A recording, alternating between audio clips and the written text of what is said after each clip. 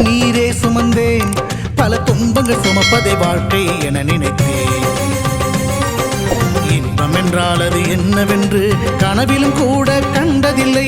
எரிமலை பிழம்பில் நீந்துவதே பிறவி பயன் என நான் இருந்தேன். கருப்பசாமியை